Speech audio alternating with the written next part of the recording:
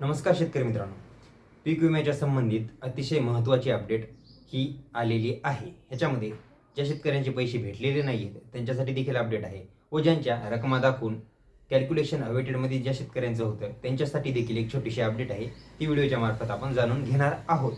ह्याच्यामध्ये छत्रपती संभाजीनगर असेल, अहिल्यानगर असेल, त्याचबरोबर मराठवाड्याचा जेवढा काही भाग आहे त्याच्या व्यतिरिक्त आपला विदर्भामधला अकोला असेल, वाशिम असेल, या सगळ्या जिल्ह्यासंदर्भात एक छोटीशी अपडेट आहे.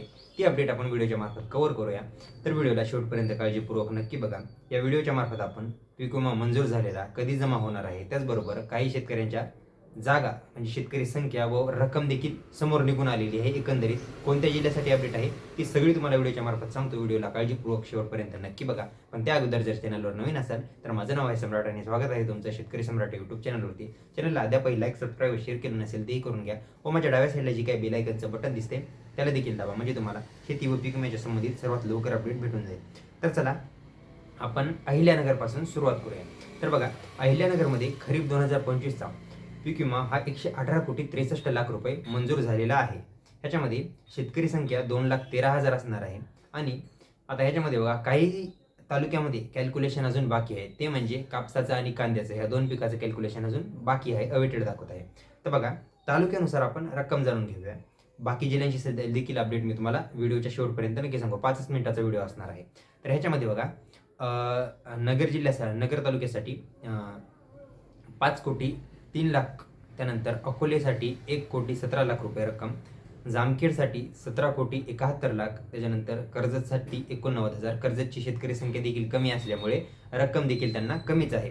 त्याच्यानंतर कोपरगावसाठी 9 कोटी 66 लाख, पाथर्डीसाठी 1 कोटी 41 लाख, पारनेरसाठी जास्त आहे 21 कोटी 92 लाख रुपये, इथल्या शेतकऱ्यांची क्लेम जास्त होते. त्याच्यानंतर राहुरीसाठी 6 कोटी 21 लाख, श्रीरामपूरकरिता 17 कोटी 96 लाख. श्रीरामपूर आणि पारनेर या दोन तालुक्यासाठी चांगली रक्कम जमा झालेली आहे. ह्याच्यानंतर जमा झाली म्हणजे मंजूर झाली आहे. ह्याच्यानंतर राहुरीसाठी 6 कोटी 24 लाख, शेवगावसाठी 1 कोटी 7 लाख आणि शहादासाठी 13 कोटी 92 लाख रुपये, एवढी अहिल्यानगर जिल्ह्यासाठी रक्कम मंजूर झालेली आहे. अशी एकंदरीत जर कॅल्क्युलेशन केलं तर 118 कोटी 63 लाख रुपये जवळजवळ होतात. तर ह्याच्यामध्ये ज्या शेतकऱ्यांचे अजून रकमा दाखवत झालेल्या नाही आहेत त्या 2 ते 3 दिवसामध्ये तुमच्या देखील रकमा दाखवून टाकतील. त्याच्यामध्ये वेबसाईट अपडेट होत राहील, वेळोवेळी तुम्ही चेक करत राहा. ह्याच्या व्यतिरिक्त बाकी छत्रपती संभाजीनगर असेल, जालना असेल व मराठवाड्याचा भाग असेल, ज्या शेतकऱ्यांचे काही पैसे भेटलेले नाही आहेत, मागच्या काही दिवसांमध्ये बऱ्याचशा शेतकऱ्यांच्या खात्यावर पैसे जमा झालेले आहेत. थोडा बॅकग्राऊंडचा आवाज येत असेल, थोडा ॲडजस्ट करा. बऱ्याच शेतकऱ्यांचे पैसे जमा झालेले आहेत, पण ज्यांचे अजून जमा झालेले नाहीत त्यांच्या रकमा दाखवायला सुरुवात झालेली आहे. या रकमा येत्या आठवड्यामध्ये तुमच्या खात्यावर, शनिवार रविवार वगळता कधीही तुमच्या खात्यावर हे पैसे जमा होऊ शकतात. ह्याच्याबाबत तुम्ही काळजी करू नका. जेवढी रक्कम दाखवली तेवढी 100% जमा होणार आहे.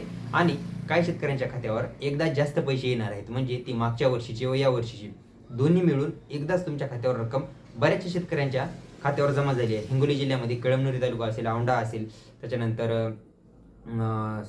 हिंगोलीच्या आसपासचा जेवढा भाग आहे, सावरखेडा असेल, शिरड शहापूर असेल, औंढा नागनाथ असेल, ह्यांच्या गावांमध्ये, बऱ्याचशा गावांमध्ये शेतकऱ्यांना 2 वर्षाचे पीक विम्याचे पैसे एकदाच त्यांच्या खात्यावर जमा झाले. असं बऱ्याचशा जिल्ह्यांमध्ये पुन्हा देखील होणार आहे, रिपीट होणार आहे. ज्यांच्या खात्यावर पैसे आले नाहीत त्यांनी अजिबात काळजी करू नका. जेवढी तुमची रक्कम दाखवली ती तर येणारच आहे. त्याच्या व्यतिरिक्त 2 वर्षाची जर मागच्या वर्षी तुमचे पैसे पेंडिंग असतील ते देखील तुमच्या खात्यावर जमा होऊन जातील. त्याबाबत कुठल्याही प्रकारची तुम्ही काळजी करू नका. बाकी ह्याच्या व्यतिरिक्त बाकी जिल्ह्यांची जी काही हीच अपडेट आहे, ज्यांच्या रक्कम अजून दाखवलेल्या नाहीत त्यांना थोडं थांबावं लागणार आहे. ज्यांच्या दाखवल्या त्यांना अपडेट होऊन पैसे त्यांच्या खात्यावर जमा होणार आहेत. ह्याच्या व्यतिरिक्त बाकी कुठलीही अपडेट असेल ती तुम्हाला ह्याच्यानंतर देखील चॅनलवर नक्कीच देण्यात येईल. व्हिडिओ छोटासा होता, व्हिडिओच्या शेवटपर्यंत तुम्ही व्हिडिओ पाहिला ह्याच्याबद्दल मी तुमचे आभार देखील मानतो.